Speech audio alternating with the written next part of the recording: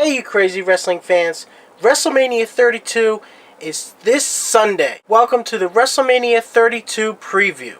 Finally, we're finally here, ladies and gentlemen. WrestleMania 32 will be emanating from AT&T Stadium in Dallas, Texas. The start time will be 7 o'clock. The preview starts at 5 o'clock. However, 6 o'clock, you have two matches that are scheduled for the pre-show. One of the matches that will be on the kickoff show is the Usos taking on the Dudley Boys. I don't know if that many people from this generation of wrestling fans really knows that much about the Dudley Boys. They have been around a long time.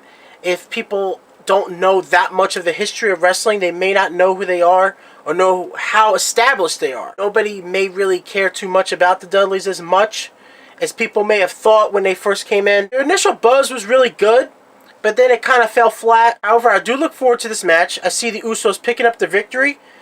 I don't see it being too long of a match, honestly. We have another match on the WrestleMania 32 kickoff, and it's a 10-diva tag team match. We have the Total Divas, which consists of Brie Bella, Natalya, Paige, Alicia Fox, and yes, Eva Marie. She has finally returned to WWE. And they will be taking on the team of Bad and Blonde. Bad, of course, is Naomi and Tamina. Blonde is Summer Rae, Emma, and Lana, who's finally making her in-ring debut in WWE. I actually look forward to that. I honestly don't see this match being too long. I see them having some kind of crazy diva combobulation with this one, honestly. Anybody that watches WWE knows exactly what I mean there. You have a lot of talent there. You really do. But just for it being a 10-diva matchup, I don't really see them showcasing their talent to that level. It's kind of a shame, too, because it's at WrestleMania. Even though it is on the kickoff, it is still a part of WrestleMania 32. But it should be a good match. We have the third annual Andre the Giant Memorial Battle Royal. I think this is actually going to be a really good Battle Royal this year. I still think this is a really good idea, but I kind of think that sometimes they're getting to the point where they just have to throw so many people onto the card.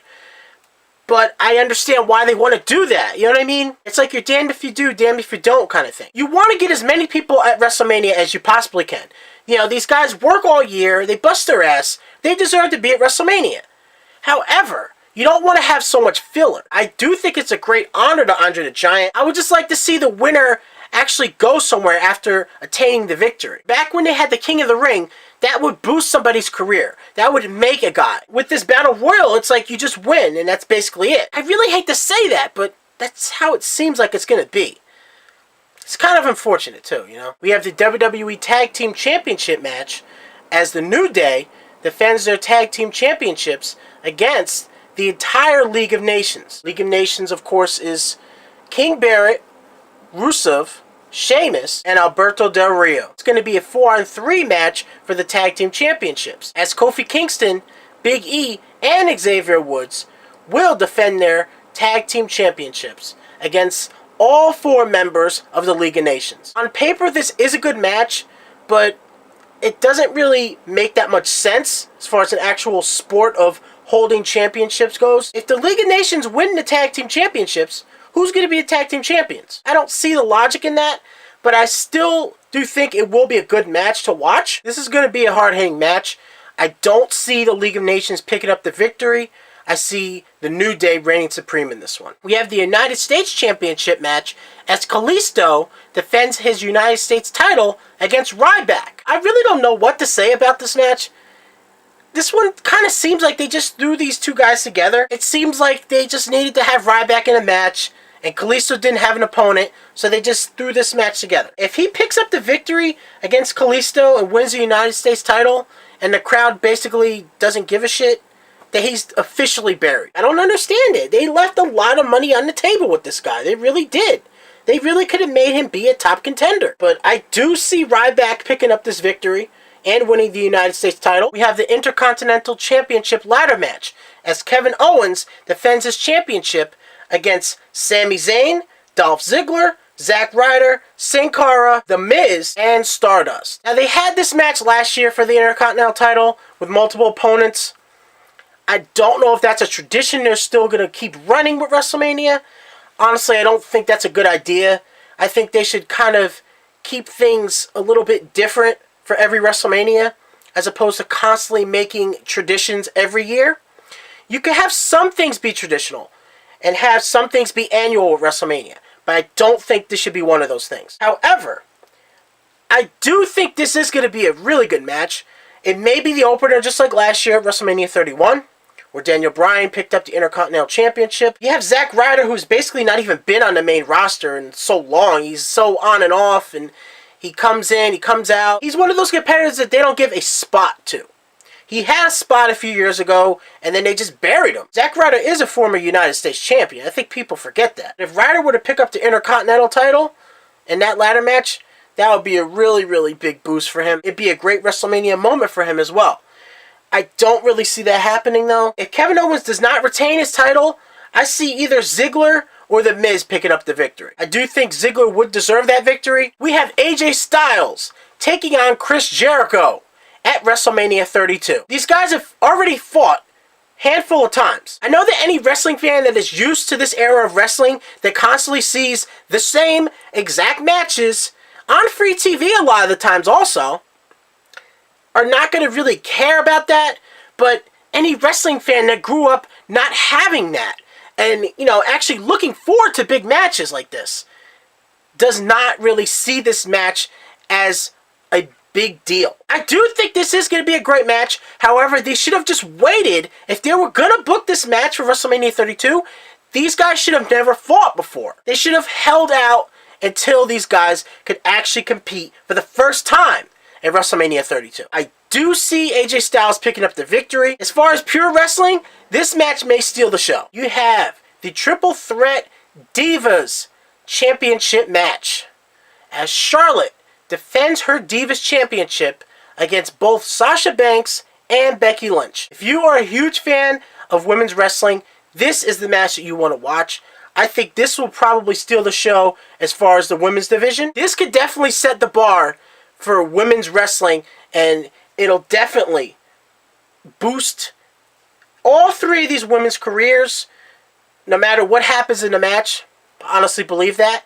It is a great, great spot for them. The only thing that I do not want to happen in this match is if Charlotte gets another victory with assistance from her father. I'm sick of it. I'm so sick of those wins from her, because I know that she can actually hang in the ring. I am not impressed with Charlotte at all. However, I do see Charlotte picking up the victory, even if that may be the way that she wins. I hope it isn't. I hope she does win clean. If she does, we have Dean Ambrose taking on Brock Lesnar in a no-holds-barred street fight. Ambrose is a star that a lot of people will compare to Mick Foley. At the time, Mick Foley was very popular, okay? However, he did lose a lot of matches. And he was not the top-tier star. He was maybe the top 4, top 5 star. He was not the number 1 guy. I don't think he ever really was. I hate to say that, because Mick Foley really does have a huge following. However, he really was not the top star. Top stars at the time that he was on his rise were The Rock, Stone Cold Steve Austin. Those two. It's just the way it is. However, he was still important to the Attitude Era. He put on great matches. He had great main event matches. Mick Foley had a crazy Hell in a Cell match with Triple H. Mick Foley was one of those guys that helped boost a new guy at the right time, because Triple H was not the top guy yet. He was ascending to be the top guy. And Mick Foley helped him get there. He really did. I do think people look at Ambrose as kind of like a supporting competitor. I do think he has a huge following, just like Mick Foley does. However, I don't think they look at him as the top tier star. Maybe they will look at him one day as the top tier star, but I don't think that they look at him as the top tier star yet. He has lost a lot of big matches. He really has. They see that he cannot win the big one. Despite Brock Lesnar being a beast, despite him outweighing him probably almost 100 pounds, I still see Ambrose picking up this victory. Only reason I say that is because he can use any weapon that he wants on Brock Lesnar. He can use weapon after weapon. He can use everything and the kitchen sink on Brock Lesnar. Shane McMahon versus The Undertaker inside Hell in a Cell. This is going to be an epic fight. I do not doubt Shane's guts. I never have once. I just think he's way in over his head. We already know the stipulation that Vince McMahon made. He made the stipulation that if The Undertaker does not defeat Shane McMahon inside Hell in a Cell at WrestleMania 32, that his legacy of WrestleMania will be over. Vince McMahon did that stipulation basically to save his ass and to save the Authority's ass. That's as blunt as I can be with that. However, on the flip side of that, if The Undertaker does lose to Shane McMahon will be in control of Monday Night Raw. It is all on the line for the dead man. We already know the streak is broken, but it doesn't matter, because The Undertaker still wants to keep his legacy of WrestleMania intact. I can't see Shane McMahon beating The Undertaker clean. I can't see it happen. I see The Undertaker winning this match. I do see it going a very, very long time. I see Shane giving him a fight. Shane does put it all on the line. He really does. He's jumped off all these crazy high Titantrons and just done all this shit before. He really has. And he really has picked up a lot of big wins. I'm not saying Shane is not going to give him a fight in this match. He is going to fight tooth and nail against The Undertaker. But he's still not going to win. Now, we have the WWE World Heavyweight Championship match as Triple H defends his WWE World Heavyweight Championship against Roman Reigns. Where do I start with this match? Triple H won the title back at the Royal Rumble. It was actually in the Royal Rumble match itself. He was the last participant, and Reigns was defending his championship against 29 other stars. Triple H ends up winning the Royal Rumble match and the WWE World Heavyweight Championship. He defended his title against Dean Ambrose successfully. I don't understand him being champion. I don't get it. I know that you have a lot of other guys that are out right now that I get, but you still didn't have to have this match be for the title. You could have just had this be one of the main events. WrestleMania has 4 or 5 main events now. However, Triple H is the champion, and he is going to defend against Roman Reigns. That's the match. That's the match they're doing. I'll put it to you like this. If I was Reigns, I would be mad that I was not going into WrestleMania 32 as the champion, defending my championship. He's been jerking Reigns around this whole time, by having him go in the Royal Rumble and defend his title against 29 other superstars, by him being one of the 29 superstars, by him being number 30. I know I'm not alone in this. I know a lot of people are really upset that Triple H is still throwing himself into all these crazy matches like this. He's married to the boss's daughter. He's an executive of the boss's daughter's company. Like, what else do you want? You have to be fucking champion too? You've already been champion so many times. Now he's a 14-time world champion. These guys really want to get their hands on each other. I do think it is going to be a great match. I'm not saying it's not going to be a great match. It's just that it's not the right scenario. It doesn't have to be for the title. It doesn't have to be for the title. I can't say that enough fucking times, okay? These guys really want to get their hands on each other. I do think it is going to be a great match. I'm not saying it's not going to be a great match. It's just that it's not the right scenario. It doesn't have to be for the title. It doesn't have to be for the title. I can't say that enough fucking times, okay? Despite the rumors that Triple H is supposed to actually retain the title at Mania and hold on to the title until Seth Rollins comes back, to have those two go at it, which would be an unbelievable idea, except for the fact that you would completely bury Reigns at that point. And that is not what's best for business, okay? You do not want to bury Reigns. You don't have that many top stars right now. You do not want to do that, okay? That's not a good move at all. I do see Reigns picking up this victory. I see it being a hard-fought matchup. I see these guys going at it tooth and nail. I do think it actually is going to be at least 20-something minutes long. I hope it's going to be a clean match. I hope these two are going to go at it tooth and nail like they're supposed to. Let the guys go at it. We already know it's predetermined. I want to see them fight. I want to see a wrestling match. I want to see the conclusion of a wrestling match between two competitors. All in all, I do think that this is going to be a really good WrestleMania. I am looking forward to it. I hope everybody else is. We have a huge card. I think each match is going to stand out as its own separate entity, and it's going to create its own moment in its own way. Any match has the potential to steal the show. However, any match on the card also has the potential to have a WrestleMania moment as well. You don't have to be in the main event to have a WrestleMania moment. I hope everybody enjoyed WrestleMania week. I can't believe it, man. We are almost here.